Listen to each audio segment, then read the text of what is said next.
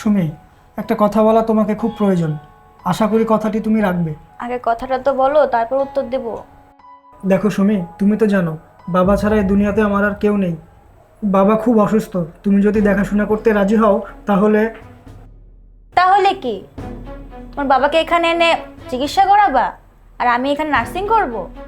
ভাবলে কি করে?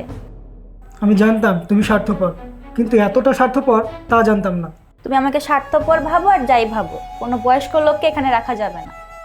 এটা কোনো বিবেকবান মানুষের কথা হতে পারে না সুমি। বিবেক বলো আর আবেগ বলো, কোনোটার স্থানে আমার কাছে নেই। পরিষ্কার করে একটা কথা বলে শোনো, তুমি যদি তোমার বাবাকে এই বাসায় আনো তাহলে আমি এখানে থাকবো না। এটা আমার নিয়ম বলতে পারো। তাহলে এটাই তোমার ফাইনাল সিদ্ধান্ত? হ্যাঁ, এটাই আমার ফাইনাল সিদ্ধান্ত।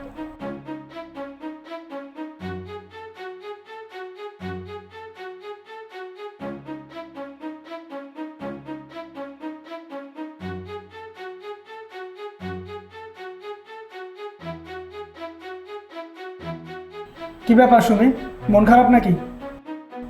কাউকে ফোন দিবে? দাও, কোনো সমস্যা নেই। সমস্যা একটু আছে, কিন্তু কিভাবে যে বলি।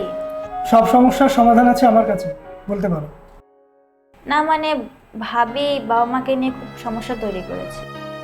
বিষয়টা বুঝলাম না। ভাবি বাবা মাকে বাসা থেকে চলে যেতে বলেছে। এই ক্ষেত্রে আমার কি করার আছে বলো? তোমার কিছুই করার নেই, তবে আমার করার আছে। আমি বলে দিয়েছি আমার বাবা মা এখানে এসে থাকবেন। তুমি কি আমার অনুমতি নিয়েছো? তোর অনুমতি নেওয়ার কি আছে? আমি তো তোমার স্ত্রী। কেন, আমার বাবার ক্ষেত্রে তোমার এই কথাটা মনে ছিল না? তুমি কি পুরাতন কথা বলে প্রতিশোধ নিতে চাচ্ছ? প্রতিশোধ নেওয়ার মতো মানসিকতা আমার নেই। এখন দেখছি তোমাকে নিয়ে আমার ভাবতে হবে।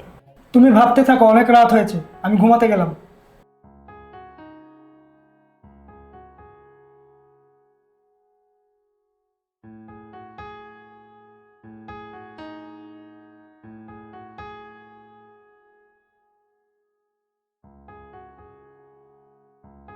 আমি গতকাল রাতে একটা কথা বলেছিলাম, আশা করি মনে আছে।